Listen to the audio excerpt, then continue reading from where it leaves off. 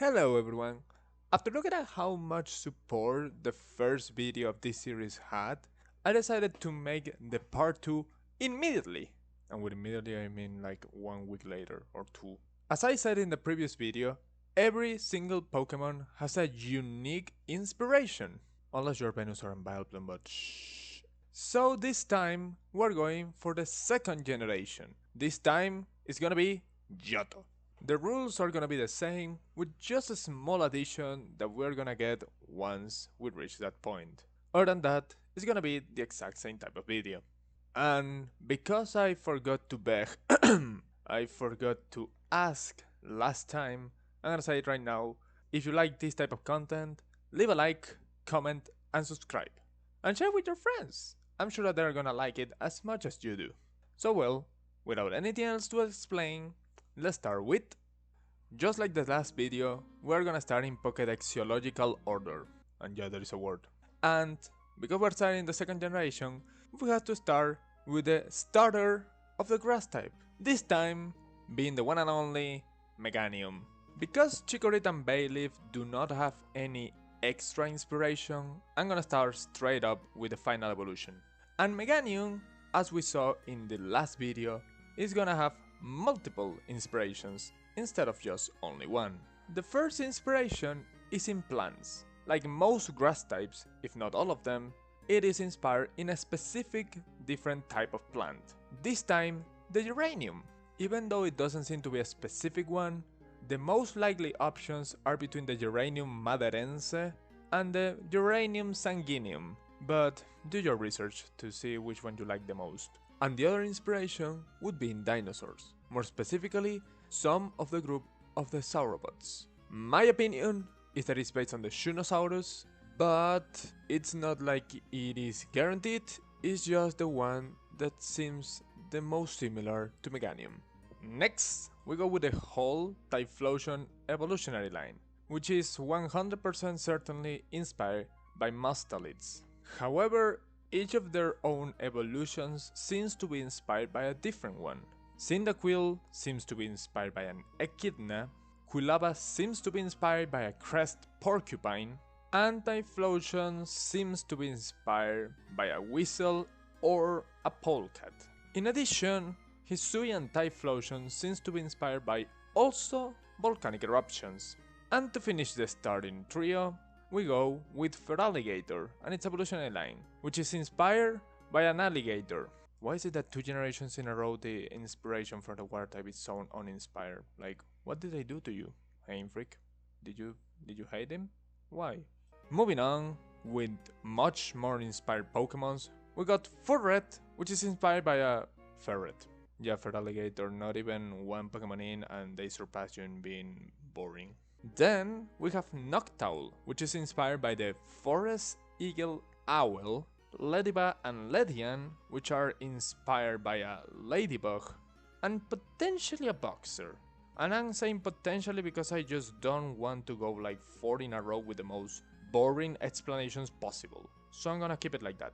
And we go with Spinarak and Ariados, which are inspired by regular spiders, with the only one that has an actual extra reference being this time the pre-evolution, which is inspired by the Pteridion Gralator or Hawaiian happy face spider.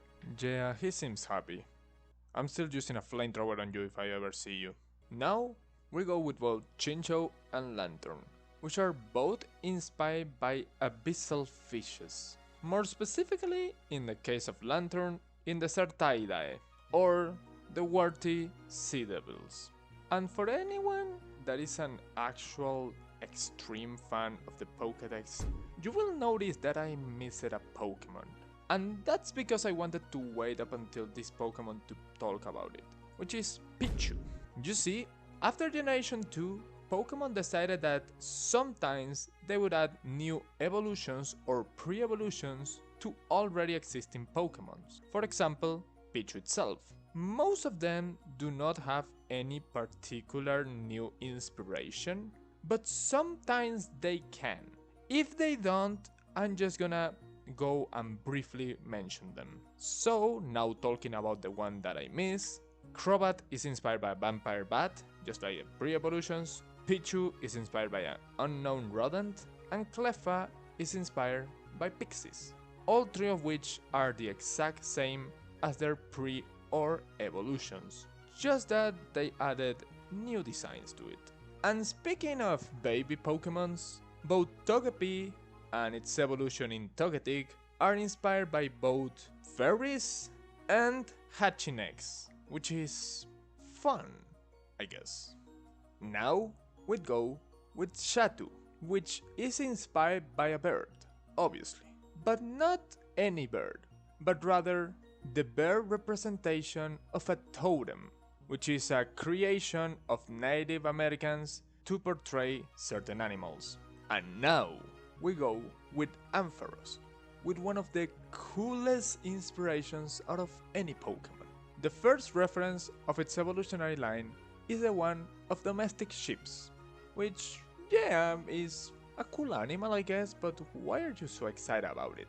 Well, that is because the inspiration is not actually regular ships, but rather the book Do Androids Dream of Electric Sheep, which, in case that you don't know, is the inspiration of the movie Blade Runner.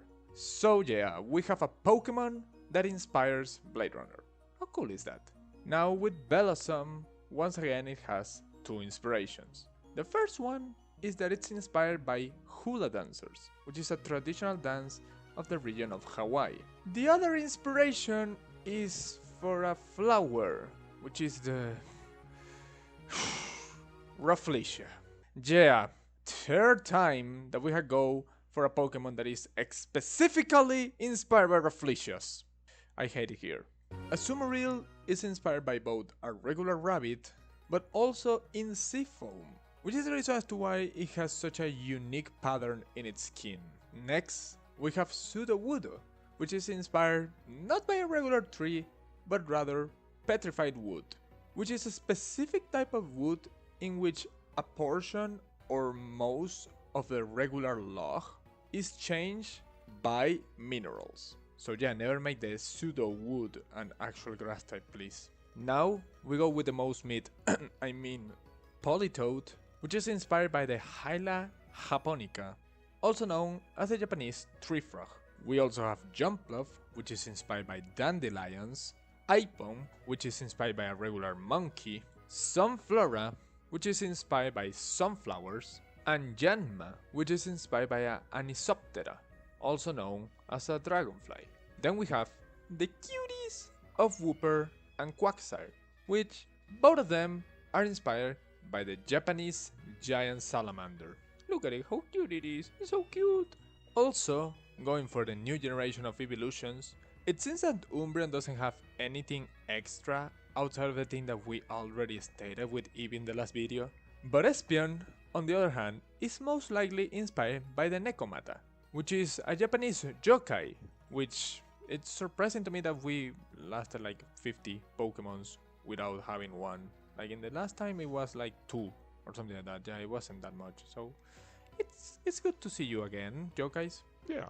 Murkrow is inspired by a crow, just like his brother. Both Slowking and its Galarian form are inspired by Sasae, and Miss Drabus is inspired by a Banshee, which is a female spirit, this time from Irish folklore.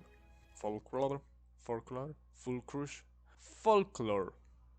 Then we have Unown, which is inspired by the Latin alphabet. Discriminating my querida letra ñ. Why? Then we also have Wobbuffet, which is inspired by a punching bag, because it wasn't enough with having boxers, but now we have the punching bags. Cool. Then we also have Girafarig, which is inspired by a giraffe, but also very potentially an Okapi, which is the closest thing that we have to actual giraffes. Then we have Pineco, which is inspired by a pine nut, and its evolution Forretress, which is most likely just inspired by a fortress. Dunsparce, that is inspired by the Tsuchinoko, which is another yokai. Finally we're getting to the yokais, yeah. We also have Gligar, which is inspired by both a regular bat and a gargoyle, while also potentially be inspired by a scorpion due to its weird shaped tail. It doesn't seem that Steelix has any different reference from the ones that Onyx has. Granbull is inspired by a bulldog. Oh, it makes sense why it's so mediocre. If it was inspired by a pitbull, it would be great, especially against toddlers. Quillfish and its Hisuian form both are inspired by the blowfish with no extra references. Then we go with Scizor, which is the evolution of Scyther, but we finally have an extra being inspired by Scizors or big crab claws. The little Shuckle, which is inspired by both a regular turtle and a barnacle. Heracross, which is inspired by the Japanese rhinoceros beetle. I'm pretty sure that Luffy would love this Pokemon.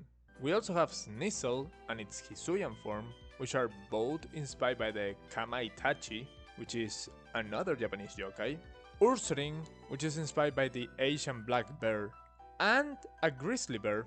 Magcargo, which is inspired by both lava and a regular snail. Both Swinov and Piloswine, which are inspired by the wild boar, also known as Sus Scrofa. Sus?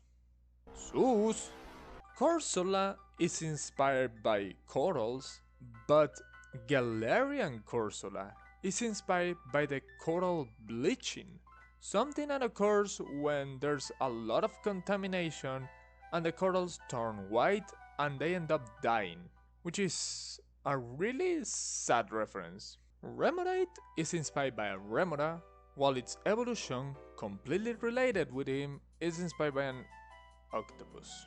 Why Pokemon, why? Why? And Delibird is inspired by both crested penguins and, if you didn't notice, Santa Claus. Now we go with Mantine, which is inspired by a giant manta ray. It was not his fault, okay? It was not his fault. It was not his fault. Skarmory, which is inspired of the Stymphalian birds of the Greek mythology. Then we had Houndoom, which is a clear reference of a Doberman, but also potentially of the Cerberus, knowing how it's like a hellish type of dog. I'm gonna say that it is, even if it has only one head. Kingsra, which compared to its pre-evolutions is not inspired by a seahorse, but rather a common sea dragon. Then you have Donphan, which is inspired by both elephants and wheels. Porygon 2, which keeps the same inspiration as base Porygon. Standler, which is inspired by the red deer. Smargel, which is inspired by both a beagle but also an artist. Which one I'm gonna say? I would say that is Tyrogue doesn't have any new inspirations, however Hitmontop on the other hand is inspired in capoeira, which is a martial art that was born in Brazil. And for one of the original trios of Pokemon that was immediately dismantled in Gen 4 because they didn't give anything extra to Jinx, we have the three babies of their respective Pokemons. In the case of both Smochum and Magby, there's no any new reference. However, Elekid does have a new one, which is that he is inspired by the AC Power Plugs. We also have Miltank, which is inspired by a cow, Blissey, which is inspired by your mom, and we finally reach the important part of the Pokédex, starting with the Dog Trio. Not Dog Trio, the Dog Trio. Although they might be cats, I'm not so sure. Anyway, we're gonna start with Raikou, which is inspired by the Smilodon, also known as the saber-toothed tiger. Although it could also be inspired by the Byakko, one of the divine monsters of Japanese mythology, which represents one of the cardinal points. Then we have Entei, which is inspired by a lion, and Suicune, which is inspired by the Suiko or the Shuihu, which is a legendary creature from Japanese mythology that inhabits in rivers. Going for the pseudo-legendary of this generation, we have to go with Tyranitar, which is inspired by two really cool things, which are both the Tyrannosaurus Rex, also known as T-Rex for pals, and Godzilla. Going with Pokemons that appear in the box art, we have to start with the Silver Legendary in Lugia. Even though it doesn't have any particularly guaranteed reference, is most likely inspired by a Plesiosaur, a marine dinosaur that has some similarities with the Pokemon.